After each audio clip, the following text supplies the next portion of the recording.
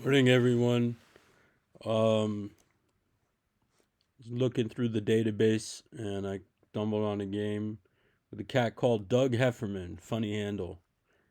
Um, a Grandmaster from Internet Chess Club way back in the day. A regular on the site, of course. That's where everybody played. ICC was the place to be. I think they just came out with some new software, new interface. Anyway, it kind of brings back memories. This is sort of a semi miniature. Not quite, but well, you'll see. Here we have a normal King's Indian with a little funky flavor, Knight A6. This is just if you want to get funky and you don't want to play the straight E5 lines. This is a fine move to go for. In general, I think you should do this with e5. I think the way he did it with c5 is a little bit inferior because you sort of get a funky Benoni line with the knight on c7, and I don't think those lines are as good as the e5 lines personally, because you'll see in this game um, that when you play Benonis, when you go knight c7, like your main idea is to go for b5, right? Your knight's on c7, you'll go a6, maybe rook b8, and bishop d7, or any way or to get in b5. That has to be your main counterplay, or else the knight is funny on c7 because it doesn't come to e5. It doesn't go anywhere. If it doesn't, like the knight on c7, it sort of has no squares, right? Except back to e8, or you know when a4 comes to stop b5, maybe you can hop back into a. You can't even go back to a6 and come into b4 because your pawn's on a6. So you can't play a5 to hop it. I mean, maybe you can. It's probably very bad. All right, we went off on a tangent there. You got to think about the long term ramifications. I'm not sure about this one either because it's sort of just, what are you doing here? You give me Luft, you give me the bishop pair, and Doug Heffernan is, living in a bad neighborhood in Queens somewhere. So, knight c7 now. I think the rookie one is a pretty normal move. He's going to follow through with his plan, so we stop him. Now, I mean, if he plays a5, I mean, he does stop. It's weird to think of. I never thought of it before. It's probably bad. I don't know. Can he just play a5 and go knight a6, knight b4? Is that a thing? I mean, the knight on b4 is just sitting there, right? It's not doing anything. It'd be one thing if you had a light bishop still. Maybe you can put it on f5 and use some harassment. Threaten to come knight d3 or knight c2. But nah, I don't think the knight on b4 is doing anything. And you'll just have a hole on b5. The hole on b5 will be worse because the d6 point is soft. There's a bishop coming in g3. You might have to hop back to e8, and then you have a knight on e8. You're defending the d pawn, and the rook is unhappy on f8. You might get in some f5 counterplay, but uh, that feels a little artificial and funny. That's why it's sort of unusual. I don't know. Uh, this is the standard way. So, we stopped him once, and now this is an interesting moment, right? Uh, when you know your opponent has an idea, you should think about prophylaxis. How to stop the idea and be tricky in a sort of a ninja way. Like it's you can kind of stop it, but it's clever, right? So that it's not so obvious that you're stopping the move. Like an obvious way to stop it would be bishop e2. Okay, that's one obvious way. Um, that you're putting the pressure on the b5 square. And bishop e2, it does have some extra flavor in that you might want to rotate this bishop anyway. You're going to go queen c2 and then bishop d3, and you're permanently putting the kibosh on b5, and you're putting the bishop on a better square. So that's kind of a, and also the main counterplay rook e8 is coming, and you will avoid the trade of rooks. I mean, once the bishop on d3, you're going to come back to e8 and abort the b5 plan because he has to. And then you can play one of the standard moves, rook back to b1, and the idea to play b4. This is old news. But I chose, you're playing blitz, right? So it's sort of a strange one to play b3. You'll say, well, that opens the diagonal for the g7 bishop, but it's just designed to stop b5. You get a good long think in here, but of course, it's blitz, and he's playing by momentum, and sort of, thinking that he can get away with what's the most natural move. And when you know that your opponents are most likely to play the natural moves in blitz, you can set them up. Well, rook b3, number one, this is, he is a grandmaster, right? So rook b3 is going to have a little bit of flavor to it.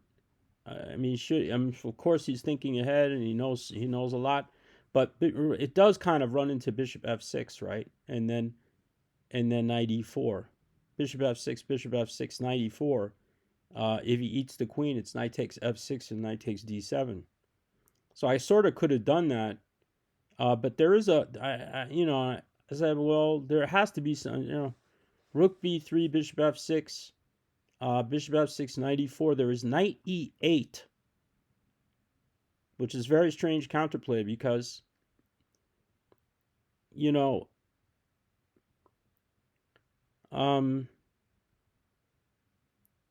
my rook is hanging on a7.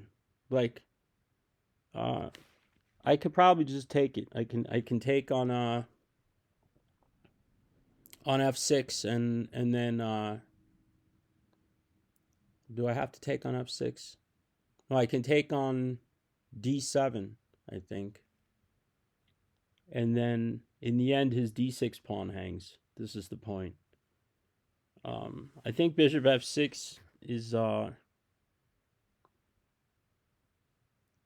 just to look at the line. I think bishop f6 and then knight e4, knight e8. Isn't that crazy? Yeah, I think I take on f6, take on d7, take on d3, and take on d6, and that's a free unit, and that should be winning. But I had another idea that just for a second, let me just see that, because he went here. Like, he shouldn't do this. He should play rook e8, right? But he did this move. And now bishop f6, knight e4, knight e8. Right, rook takes d7, rook takes d3, knight takes f6, knight f6, rook d6. And that's clear free stuff. And we'll get into that afterwards, okay? But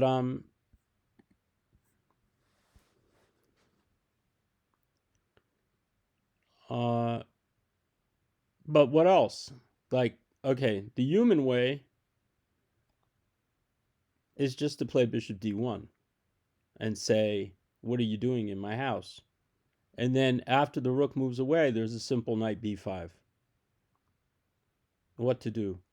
Then, if he tries to defend this knight on c7 with rook c8, then bishop takes f6, bishop to f6, and bishop g4 skewers the rook on c8. Much simpler, right? I don't have to calculate this knight e8 business, which is very tricky, and much more complicated. This is much easier. So I just went I just went bishop d1. So rook b3 was a blunder. So that's why b3 was clever. You understand? Because you see this rook b3, you know it's automatic, but it's a lemon because of this pin, and he can't play rook c8. So what to do? I mean, again, he's a GM, and so he thought he had something here. You know, knight f takes d5. Knight f takes d5. I can't take back because of queen takes b5. Right? But again, you know, I have the simple antidote is to simply you know, is to take on c7, and then there's a rook e7, and that's, you know, pretty much the ball game. So you know, he went away, and we had a couple of more moves because inertia and and you know, stubborn mentality, which all GMs have. So where was the what to do instead of uh, rook instead of b5 period. So that's just not the right idea. The right idea is to play again rook e8, like complete development. You know, complete development. I think I'm gonna go bishop e2 in that position, and then I'm gonna reroute. I'm gonna you know, make sure b5 is held, and I'm gonna reroute either queen d2 or queen c2, and then put the bishop on d3. And this is useful because after the rook's on e8 and then bishop e2, the normal plan is knight h7, and knight g5. So you don't want this bishop on f3 anyway. You want the thing over on d3 where it's not going to get harassed by this knight. And the big deal, you know, the meat and potatoes of this thing is that the knight on c7 is not a great piece, right? It doesn't have any squares. If you look around, and you know, with the rook on e8, where you're going to come this way. I mean, there's nowhere to come. There's nowhere to go. And that's the problem with these knight c7 lines in general. If you don't get in b5, the knight doesn't belong there. Also, there's a target, you know, here, a little target here. You know, you might be able to come back and keep some pressure. So this knight's a bit paralyzed. The queen is sort of tethered to the d6 pawn. This knight, if it ever moves away, which it does, sometimes this you know, leaving this square open, and there could be some hacking going away on d6. At least you always have to be alert to this weakness. The other thing that white usually tries to get in, you know, if you stop b5, is rook b1 and b4, and blow up the position. And if they can't get in b5, then when you double rooks on the b file, this one's weak. The b7 pawn is weak. So just to get into a little analysis here, because this one was the funkiest, actually. If I had gone this one, right? Yeah, the bishop f6 and one. As you see, bishop d1 is the second line, and then oh, he actually has some defense against knight b5. Oh, rook takes b5. Okay, well, it'll just be down the exchange. But this thing, just to wrap this video up, that this move is very clever, right? It's very clever. I mean, it doesn't work, but it's very clever. You know, you can do it as you like. You take this one, this one, this one, this one, and this one, and this is busted. For sure, busted. Okay. Yeah, knight h7. It's offering knight h7, and then yeah, you just go after this guy. Of course, you can win this game in easily any way you like. Yeah, bishop e2 probably. Well, this one's going. Yeah. This was rook e3. It's just, why is it only 1.5? I mean, this looks terrible. Rook d4, rook c5, rook e8. Oh, because then he gets a little counterplay with a pin. So rook e3 is probably nice. Just do it this way and play with the g pawn, right? Keep this going, and I imagine just manja. And yeah, okay, if you can't win this game, yeah, two connected pass pawns. Okay, yeah, that one's pretty interesting. Doug Heffernan. I wonder who he was. Obviously, some grandmaster with a sense of humor. Um, a rarity. You got like, yeah, there aren't too many of them. Anyway, especially if you're whooping them, right? I've had a lot of humorous grandmasters like in postmortem when they beat me, but when they lose, they no, they really get the blues. I saw a GM lose a game once, like a 6 hour game, and then I went like to go party and stuff, and I came back to the tournament hall a few hours later, and he was sitting there all by himself, still analyzing the game, just sitting there alone in the darkness, just staring at the board and going over lines. That's what it takes. That's the kind of madness you need to have, right? Complete obsession and chaos in your, you know. All right. Have a good day, people.